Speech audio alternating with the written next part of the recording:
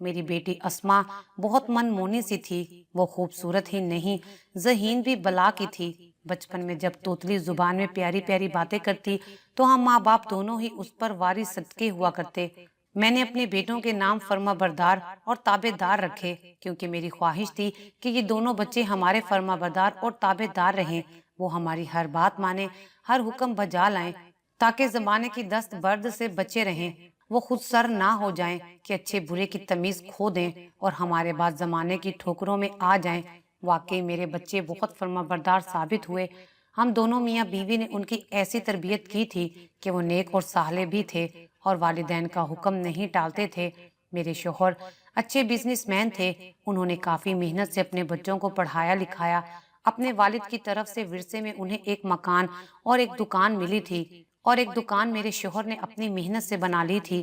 اس طرح ایک آبائی گھر کے علاوہ ان کی ملکیت میں 2 دکانیں آئیں، کرائے سے کچھ آمدن ہو جاتی۔ اسما گھر میں سبھی کی لاڈلی تھی، یہ پیاری سی گڑیا ماں باپ کی ہی نہیں اپنے بھائیوں کی بھی آنکھوں کا تارا تھی۔ دونوں بھائی اس پر جان چھڑکتے تھے، وہ فرما بردار کو فرمان اور تابع دار کو تابع پکارتی تھی۔ اسما کو سب سے زیادہ میرے خامد کا پیار حاصل تھا، تبھی وہ اپنے بھائیوں کو خاطر میں نہ لاتی، اپنی ہر بات منوا لیتی، ضدی بھی بہت تھی اور اکثر بھائیوں کی چیزوں پر بھی قبضہ کر لیتی۔ وہ باخوشی بہن کے حق میں دست بردار ہو جاتے، کیونکہ وہ اس پر فرفتہ تھے۔ کھلونے، کتابیں، کھانے پینے کی اشیاء، غرض اسما ان کی جو چیز چاہتی اٹھا لیتی اور وہ اس کو نہ روکتے ٹوکتے۔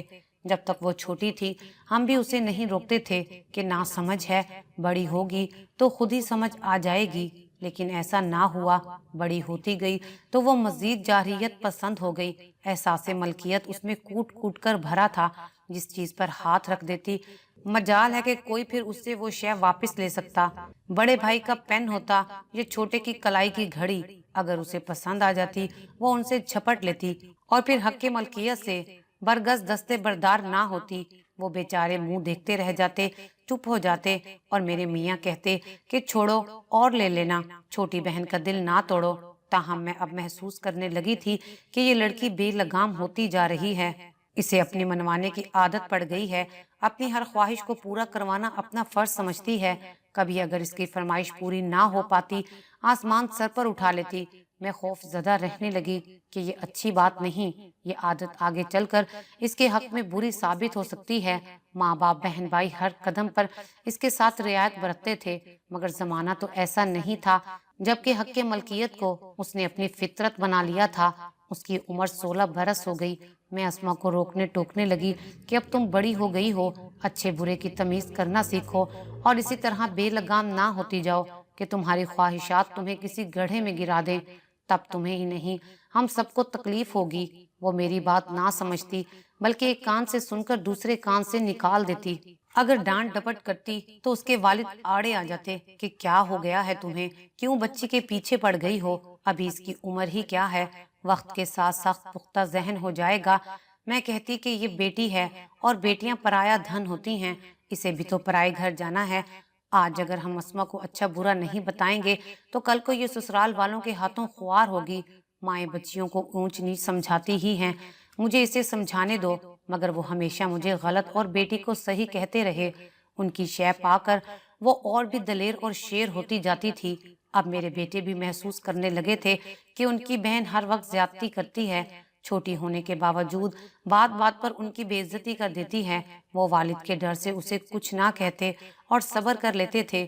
وقت تیزی سے گزرنے لگا، تینوں بچے بالغ اور باشعور ہو گئے۔ بڑے بیٹے نے گریجویشن کرنے کے بعد والد کی دکان سنبھال لی، جبکہ چھوٹا ابھی پڑھ رہا تھا کہ اچانک میرے خامد بیمار پڑ گئے۔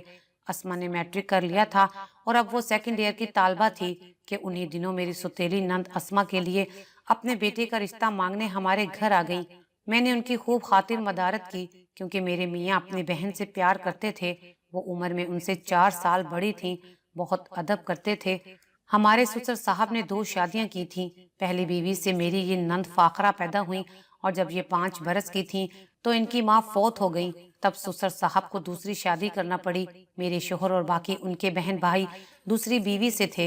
हमारी सास बहुत अच्छी थी। उन्होंने फाखरा को बहुत प्यार और तरीके से पाला था, सकी औलाद की तरह समझा। लिहाजा उनके बच्चे भी अपनी बहन से बहुत प्यार करते थे और सकी सुतेली का कोई फर्क उनमें नहीं था। सभी एक साथ एक घर में पले बढ़े। उनका आपस का प्यार भी मिसाली था। जब उसने मुझसे रिश्ते की बात की तो मैंने जवाब दिया कि तुम्हारी ख्वाहिश सर आंखों पर, ये हमारी इज्जत अफजाई है, लेकिन अपने भाई को घर आ जाने दो, वो ही जवाब देंगे। मैं उनकी मर्जी के ताबे हूँ। अभी हम ये बात कर रहे थे कि मेरे शोहर कदीर घर आ गए। उन्होंने बहन का मुद्दा सुना तो इनकार ना कर सके और हाँ कर दी। उस वक्त अस्मा कॉलेज गई हुई थी। वो घर आई तो उसके फरिश्तों को भी इल्म ना था कि आज वालिद और फुफ्फी ने उसकी किस्मत का फैसला कर दिया है। मैंने अस्मा को डिस्टर्ब ना किया। सोचा कि सालाना इम्तिहान सर पर हैं, इम्तिहान हो जाएं तो बता दूंगी। हमारी बच्ची फुफ्फी से प्यार करती है, भला उसे इस रिश्ते पर क्या एतराज हो सकता है। सालाना इम्तिहान हो गए। मेरे शोहर की सेहत रोज बरोज खराब होती जा रही थी। उन्हें तशवीश लाहक होने लगी कि बच्चों की जल्द अज जल्द शादियां कर दें। खुसूसन वो बेटी को अपनी जिंदगी में ही उसके घर का कर देना चाहते थे। इंटर के पेपर हो गए तो मेरी नंद फाखरा बाजी हमारे घर शादी की तारीख लेने आ गई। कदीर भी यही चाह रहे थे कि जल्द अज जल्द इस फर्ज से सबक दोष हो जाएं। उन्होंने तारीख तय कर दी और मिठाई मंगवाई तो अस्मा को इल्म हुआ कि उसकी शादी की तारीख पक्की हो गई है। ये खबर सुनकर तो उसका रंग उड़ गया। बजाय खुशी का इजहार करने के वो अजहद परेशान हो गई और कहा, अम्मी जान, मेरा यहाँ रिश्ता ना किया जाए। आप अब्बा जी को बता दीजिए मैं यासिर के साथ शादी करने पर रजामंद नहीं हूँ। मैंने कहा, बेटी तुम यासिर के साथ शादी पर रजामंद क्यों नहीं, जबकि वो देखा भाला लड़का है, पढ़ा लिखा है और उसमें बाज़ाहिर कोई बुराई नजर नहीं आती। तुम्हारी फुफ्फी तुमसे प्यार करती हैं और खुशहाल घराना है उनका। तुम्हें इस रिश्ते पर क्या एतराज है? अपनों में रिश्ता मिल रहा है, हम तुम्हारा मुस्तकबिल महफूज देख रहे हैं। उसने बड़ी सख्ती से इनकार किया और कहा कि मैं अभी पढ़ना चाहती हूँ। आपको पहले दोनों भाइयों की शादी की फिक्र करना चाहिए थी। आपको मेरी शादी की क्यों इस कदर जल्दी पड़ी है? मुझे नहीं, तुम्हारे वालिद और उनकी बहन को जल्दी है। तुम्हारे अब्बा जी दरअसल यूं फिक्रमंद हैं कि बीमार रहने लगे हैं। अगर तुम बीए करना चाहती हो तो हम तुम्हारी फुफ्फी से 2 बरस की मोहलत मांग लेते हैं। मैं मोहलत की बात नहीं कर रही, ये कह रही हूँ कि मुझे फुफ्फी के बेटे यासिर से शादी नहीं करनी। आखिर इसकी वजह क्या है? वजह तो बताओ, कोई वजह तो हो। बहरहाल आप जानती हैं कि मैं बहुत जिद्दी हूँ। आपको बता दूं, अगर मेरे साथ जबरदस्ती की गई तो सच कहती हूँ कि ये मेरी ही नहीं सबकी तबाही होगी। मैंने बेटी की कड़े तेवर देखकर शोहर को आगाह किया, मगर उन्होंने अस्मा के इनकार को संजीदा ना लिया। बोले, आज तक मैं उसकी हर बात मानता आया हूँ, कभी कोई फरमाइश कोई बात रद्द नहीं की, तो आज उसे भी मेरी बात माननी पड़ेगी। मैं उसकी फुफ्फी को हाँ कह चुका हूँ। वैसे भी तुम उसके इनकार को इतनी संजीदगी से मत लो। इस उम्र में लड़कियां अमूमन ऐसी बातें करती हैं, जब शादी हो जाएगी तो सब मामला ठीक हो जाएंगे। यासिर बहुत सुलझा हुआ और खूबसूरत लड़का है। आखिर उसमें क्या कमी है जो हम गैरों का दर झांकते फिरें? मैंने समझ लिया कि दोनों ही अब अपनी बात पर अड़े हैं। मेरी एक नहीं चलनी। बाप जाने और बेटी जाने, मैं खामोश हो गई। शादी की घड़ी आ गई। अस्मा ने बहुत वावैला मचाने की कोशिश की, मगर कदीर ने उसके सामने हाथ जोड़ दिए कि बेटी देख, मैं बीमार हूँ और ये रिश्ता मैंने तेरे भले की खातिर किया है। मैंने हमेशा तेरी हर बात मानी है, अब तुम्हें मेरी बात माननी पड़ेगी। मेरी इज्जत तेरे हाथ में है। अगर तुमने इनकार किया मेरी जान निकल जाएगी। बाप के यूं मिन्नत समाजत करने और गिड़गिड़ाने पर वो खामोश हो गई, मगर दिल में कुछ और ही ठान ली थी। उसके तेवर अच्छे ना थे, तभी मैं चाहती थी कि उसकी शादी रोक दूं। मुझे डर था कि कहीं ऐसा ना हो कि शादी करने के बाद घर बसाने से गुरेजा हो जाए, लिहाजा पहले उसे राजी करना जरूरी था। मैं समझ रही थी कि ग्रेजुएशन मुकम्मल करना शायद उसकी आरजू है। तभी उसकी फुफ्फी से बात की तो वो बोली कि ये कोई वजह नहीं है शादी में देर करने की। वो शादी के बाद भी अगर कॉलेज जाना चाहेगी तो हम मना नहीं करेंगे। अस्मा की जिद के बावजूद मेरे शोहर ने उसकी शादी अपने भांजे से मुकर्रर तारीख पर करके ही दम लिया। वो आंसू बहाती फुफ्फी के घर रुखसत हो गई और कदीर ने सुख का सांस लिया कि चलो एक फर्ज तो अदा हुआ। लेकिन सुख का ये सांस आर्जी साबित हुआ। बावजूद इसके कि प्यारी बेटी को उन्होंने बहुत जहेज दिया, लेकिन वो किसी तौर खुश ना हुई। अभी शादी को 1 हफ्ता गुजरा था कि अस्मा की सास का फोन आ गया, अपनी बेटी का सामान ले जाओ और बेटी को भी घर ले जाओ, हमें ऐसी बहू नहीं चाहिए। उस फोन को सुनकर मेरे शोहर घबरा गए और हम उसी वक्त फाखरा बाजी के घर चले गए। फाखरा बाजी ने बताया कि तुम्हारी लड़की बिल्कुल ताउन नहीं कर रही। मैं तो उसे अपनी प्यारी भतीजी समझकर लाई थी, मालूम नहीं था कि ये ऐसी बेलचक निकलेगी, घर को घर समझने पर तैयार ही नहीं। मुझे ऐसी बहू नहीं चाहिए। समझाने की कोशिश करती हूँ तो जुबान चलाने लगती है, कहती है कि देख लूंगी मैं तुम्हें, भला इस तरह घर बसाए जाते हैं। बात बात पर मुझ पर आंखें दिखाती है। अभी वो यही बात कर रही थी कि अचानक अस्मा बीच में बोल पड़ी और कहा कि मैंने भी यहाँ नहीं रहना, मैं भी इनके सब काले करतूत जान चुकी हूँ। ना ही इनका बेटा बीवी के काबिल है, और आपकी बहन तो रात के वक्त। अस्मा ने इतनी बात कही थी कि मेरे शोहर ने उसके मुंह पर थप्पड़ दे मारा और उसे चुप रहने को कहा। फिर मेरे शोहर बोले, बहन अस्मा यहाँ आबाद रहे ना रहे, मैं इसके जहेज का सामान आपके घर से हरगिज नहीं उठाऊंगा। आप बेशक इस सामान को बाहर फेंक दें। मामला हमारी समझ में आ गया कि किसी सूरत हमारी लाडली को ससुराल में रहना मंजूर नहीं है। यासिर से बात की तो उसने कहा, मामू जान, मैं तो अपनी बीवी को बसाना चाहता हूँ, लिहाजा तलाक का सोचा भी नहीं और ना सोचूंगा। कदीर बोले, मुझे ज्यादा मामला सास बहू का लग रहा है। ऐसा करो, तुम अस्मा के साथ मेरे घर चलो, शायद वहां रहकर तुम दोनों की बात बन जाए और तुम्हारा घर उजड़ने से बच जाए। यासिर इस पर तैयार हो गया। फाखरा ने कहा कि बेशक ये आपके साथ चला जाए, मुझे कोई एतराज नहीं। यासिर के छोटे भाई ने सुना तो वो अफसुर्दा हो गया, कहने लगा कि वालिद बीमार हैं और भाईजान और भाभी जान उन्हें इस आलम में छोड़े जा रहे हैं। यासिर और अस्मा जल्द वापस आ जाएंगे, मैं इन्हें समझा बुझा लूंगा। फिलहाल लगी हुई आग को ठंडा हो जाने दो ताकि मामला ज्यादा खराब ना हो। इत्तफाक के फाखरा का शोहर भी बीमार था। हम अस्मा को घर ले आए और यासिर भी हमारे साथ आ गया।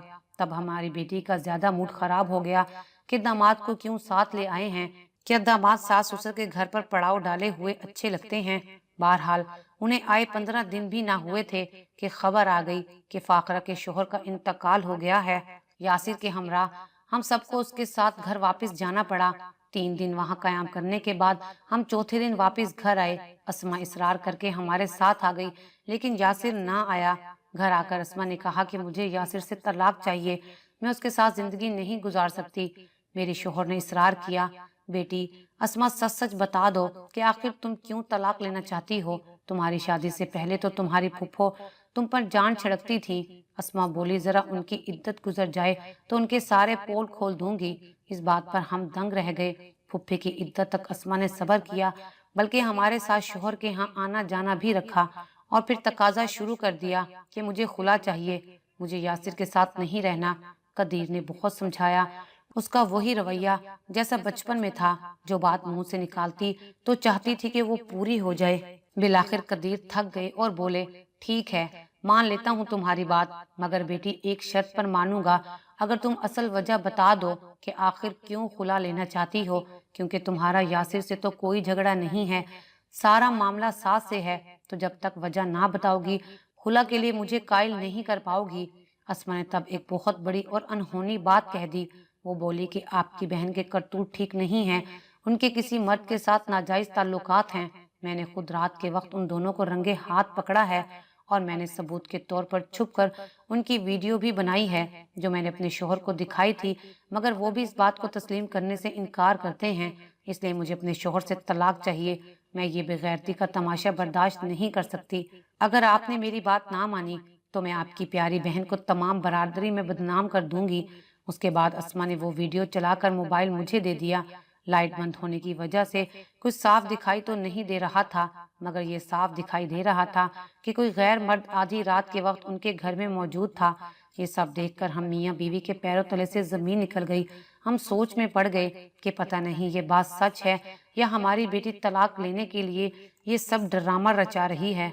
हम मियाँ बीवी को यकीन ना आया कि बाजी फाखरा, जिनके बारे में कभी किसी ने शिकायत नहीं सुनी थी, वो ऐसी भी हो सकती हैं। बल्कि मुझे तो यकीन हो गया था कि मेरी जिद्दी लड़की सरासर झूठ बोल रही है, अपनी फुफ्फो पर इल्जाम धर रही है। मैं अपनी बेटी की फितरत को खूब जानती थी। جب اسے اپنی ضد منوانی ہوتی تھی تو یہ کسی بھی حد تک جا سکتی تھی۔ بہرحال قدیر بیٹی کے اس الزام تراشی سے ڈر گئے۔ سوچا کہ یہ جو کہتی ہے کر کے دکھاتی ہے۔ اب جب کہ میری بہن بیوہ ہو گئی ہے، اگر اس نے اس قسم کی باتیں اڑانی شروع کر دیں تو میں ہی نہیں، فاخرہ بھی برادری میں کسی کو منہ دکھانے کے لائق نہیں رہے گی۔ انہوں نے اسما کی منشا پوری کرنے کی ٹھان لی اور عدالت میں اس کی طرف سے خلا کا کیس دائر کر دیا۔ یوں اسما نے خلا حاصل کر کے اپنا مقصد پورا کر لیا۔ بہن اور بھائی کا رشتہ ٹوٹ گیا، اس میں دراڑ ہی نہیں بہت بڑی خلیج حائل ہو گئی۔ لیکن میرے شوہر نے سوچا اس طرح بھی اگر میری بہن کی عزت بچتی ہے تو بچا لوں۔ خلا کو 6 ماہ بمشکل گزرے تھے کہ اسما نے کہا کہ وہ اپنی پسند کی شادی کرنا چاہتی ہے۔ میں نے پوچھا کہ لڑکا کون ہے اور تمہارا اس کے ساتھ کب سے ناتا ہے؟ بولی شادی سے پہلے واقفیت ہوئی، میری کلاس فیلو کا بھائی ہے اور اسے لینے کالج جاتا ہے، تبھی ہماری واقفیت ہوئی۔ ہم نے آپس میں شادی کے عہد و پیمان کر لیے اور خیال تھا کہ تعلیم مکمل کرنے کے بعد آپ لوگوں کو بتا دوں گی، لیکن ابا جان نے اتنی مہلت نہ دی اور اپنی منمانی کرتے رہے۔ میں اسما کی جرأت پر حیران تھی کہ وہ یہ باتیں کرتے ہوئے ذرا سی بھی جھجک محسوس نہیں کر رہی تھی۔ کتنی بے باک تھی وہ۔ میرا خیال درست تھا کہ وہ اپنی پھپھو پر تہمت لگا کر اس نے ان سے گلو خلاصی کرا لی اور اپنا مقصد حاصل کر لیا۔ جانتی تھی کہ چاہت کی خاطر جان پر کھیل جانے والی یہ لڑکی اب اپنے ارادے سے باز آنے والی نہیں، لہٰذا میں نے اس کا ساتھ دینے کی ٹھان لی۔ دوبارہ اس کا گھر بسانا تھا کیونکہ میرے شوہر کو کینسر ہو گیا تھا، ان کی زندگی کا کوئی بھروسہ نہیں تھا۔ ابھی میں قدیر کو اسما کی بات سے آگاہ نہیں کر پائی تھی کہ وہ اچانک بیمار ہو گئے اور کچھ دنوں میں ہی اس دنیا سے چلے گئے۔ بچوں کی تمام ذمہ داریاں میرے کندھوں پر آ پڑیں اور سب سے بڑی ذمہ داری اسما کی تھی۔ مجھے ہر حال میں اسے نپٹانا تھا۔ اسی کی خواہش پر میں نے اس لڑکے کو بلایا جس کا نام رستم تھا اور جس سے بیار رچانے کو میری بیٹی نے یہ مارکا سر کیا۔ بالآخر خلا لے کر ہی دم لیا۔ پہلی نظر میں ہی رستم مجھے پسند نہ آیا۔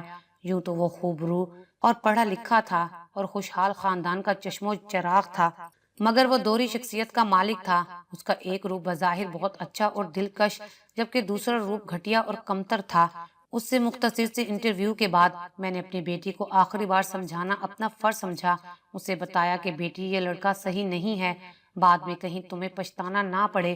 امی پچھتاوے کا لفظ میری لغت میں نہیں ہے۔ جو کام کرتی ہوں یوں ڈٹ کر کرتی ہوں اور پھر نہیں پچھتاتی ہوں اور نہ قدم پیچھے ہٹاتی ہوں۔ آپ بس میرا نکاح رستم سے کروا دیجئے۔ کوئی چارہ نہیں تھا، بیٹوں کو کسی طرح راضی کیا اور بیٹی کا نکاح اس کے من چاہے شخص سے کرا کے اسے رخصت کر دیا۔ شادی کے 15 روز بعد وہ آئی اور بتایا کہ رستم کہتا ہے جبکہ تمہاری پہلی شادی پر والدین نے اتنا زیادہ جہیز دیا تو اب کیوں نہیں دیا؟ میں نے کہا کہ اس نے شادی کے وقت تو کوئی ڈیمانڈ نہیں کی، اگر اب اس کا یہ مطالبہ ہے تو تم فہرست لا دو، میں تمہارے بھائیوں کو دے دوں گی اور وہ سب کچھ لا دیں گے۔ 2 روز بعد میری بیٹی دوبارہ آئی، بولی ماں یہ رہی فہرست۔ میں نے پڑھی۔ جہیز کے علاوہ اس میں ہماری جائیداد کی تفصیل کے ساتھ مطالبہ تھا کہ اس جائیداد میں جو حصہ اسما کا بنتا ہے وہ ہمارے حوالے کر دیں۔ اس مطالبے پر میں لرز کر رہ گئی۔ میں نے کہا اسما، اس لالچی آدمی نے یہ کیا مطالبہ کر دیا ہے جبکہ یہ جائیداد میرے نام ہے جس میں ہم رہتے ہیں؟ وہ بولی تو مکان کو جلد از جلد فروخت کر کے میرا حصہ مجھے دے دیجئے۔ میں نے بیٹوں سے بات کی، وہ بولے امی بہن کا گھر تو ہم نے ہر حال میں بسائے رکھنا ہے، ہم گھر بیچ کر کرائے کے مکان میں منتقل ہو جاتے ہیں اور اس کا حصہ دے دیتے ہیں۔ بس انہوں نے اونے پونے گھر بیچا اور جو حصہ بہن کا بنتا تھا وہ اسے دینے گئے تو اس کے شوہر نے کہا آپ کی دکان بھی ہے اور اس میں جو حصہ بنتا ہے وہ بھی دے دیں۔